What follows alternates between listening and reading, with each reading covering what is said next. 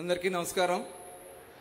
ఈరోజు భారతదేశంలోనే అత్యంత ప్రతిష్టాత్మకమైనటువంటి జొన్నగిరి గోల్డ్ మైన్ని ప్రారంభించడానికి చేసిన గౌరవ ముఖ్యమంత్రి నారా చంద్రబాబు నాయుడు గారికి, వేదికను అలంకరించిన సంస్థ పెద్దలకి, మంత్రివర్యులకి, శాసనసభ్యులకి, పార్లమెంట్ సభ్యులకి, ఈ కార్యక్రమానికి ఇచ్చేసిన ప్రతి ఒక్కరు కూడా పేరు పేరున నమస్కారాలు తెలియజేసుకుంటూ, ఇది భారతదేశంలోనే అత్యంత ప్రతిష్టాత్మకంగా గౌరవ ముఖ్యమంత్రి గారు తీసుకున్నటువంటి నిర్ణయాల్లో ఈ రోజు ఈ జొన్నగిరి గోల్డ్ మైన్ వల్ల ఈ జొన్నగిరి ప్రాంతం స్వర్ణగిరిగా మారద్దని చెప్పి ఖచ్చితంగా ఈ సందర్భంగా తెలియజేసుకుంటూ, అలాగే ఈ రోజు మైనింగ్ విధానంలో గౌరవ ముఖ్యమంత్రి గారి చొరవతో ఇవాళ దేశంలోనే అగ్రగామి రాష్ట్రంగా మన ఆంధ్ర రాష్ట్రం ఎదుగుతా ఉంది.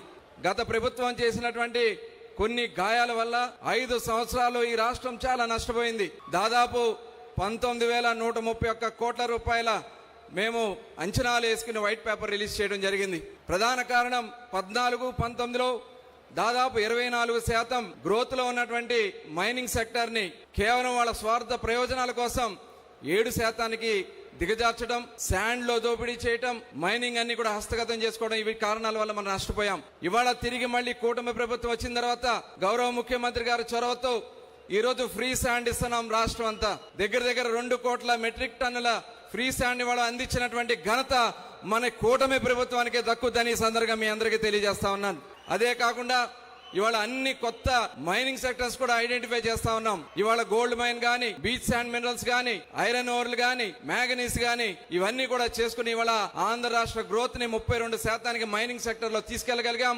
ఇవాళ భారతదేశ అవసరాలకి ఆంధ్ర రాష్ట్రం నిలబడబోతుందని కూడా ఈ సందర్భంగా తెలియజేసుకుంటూ, గౌరవ ముఖ్యమంత్రి గారు చూపిస్తున్నటువంటి చొరవతో 20 లక్షల మంది ఎంప్లాయ్మెంట్ క్రియేట్ చేయడంలో మన మైనింగ్ సెక్టర్ కూడా కీలక పాత్ర పోషిస్తుందని ఈ సందర్భంగా తెలియజేస్తూ, ఈ రోజు గోల్డ్ మైన్ ఒక్క మన కర్నూలు జిల్లానే కాదు, అనంతపురం, చిత్తూరు జిల్లాలో కూడా ఐడెంటిఫై చేశాం. త్వరలోనే ఆక్షన్లన్నీ కూడా పూర్తి చేసుకుని అక్కడి నుంచి కూడా భారతదేశంలోనే అత్యధిక గోల్డ్ మైన్ ఉన్నటువంటి ప్రాంతంగా ఆంధ్ర రాష్ట్రం మిగులుతుందని మరొకసారి మీ అందరూ కూడా తెలియజేసుకుంటూ, ఈ అవకాశం ఇచ్చినటువంటి పెద్దలందరికీ ధన్యవాదాలు తెలియజేసుకుంటూ సెలవు తీసుకుంటా ఉన్నాను. జై హింద్.